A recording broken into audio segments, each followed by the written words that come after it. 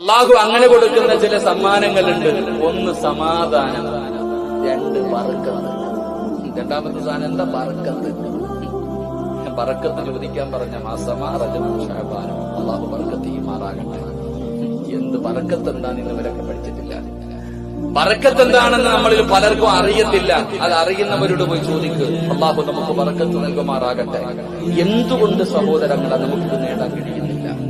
എടോ, നമ്മൾ മനസ്സിലാക്കേണ്ടത്, ഇന്ന് ഒരു ചെറുപ്പക്കാരന് എന്തെങ്കിലും സാമ്പത്തിക പ്രയാസം വന്നാൽ പേവെള്ളം വഹിക്കാൻ പോകും, കണ്ടുപിടിക്കും, കഞ്ചാവടിക്കും, മയക്കുമരുന്നടിക്കും, അല്ലെങ്കിൽ കൂട്ടുകാരുടെ കൂടെ കറങ്ങാൻ പോകും, അല്ലെങ്കിൽ എന്റെ പ്രിയപ്പെട്ട സഹോദരങ്ങളെ വഴിയോരത്ത് പോയിരുന്നിട്ട് പുകച്ചുകൊണ്ടിരിക്കും. ഇതൊക്കെ ഇന്നത്തെ ചെറുപ്പക്കാർ ചെയ്യാം. സാമ്പത്തികമായി പ്രയാസമോ പ്രതിസന്ധിയോ ദുഃഖമോ എന്തെങ്കിലും വന്നാലും ഇന്നൊക്കെ നമ്മൾ അങ്ങനെ ചെയ്യുമ്പോ പണ്ട് അങ്ങനല്ലടോ. അള്ളാടെ പള്ളിയിൽ പോയിട്ട് 2 റക്അത്ത് നിസ്കരിക്കും പ്രയാസം മാറാൻ നമ്മുടെ വാപ്പ. പണ്ടുള്ള ഉപ്പമാര് പള്ളിയിൽ പോയിട്ട് നിസ്കരിക്കും. പടച്ചവനെ എന്തിന്?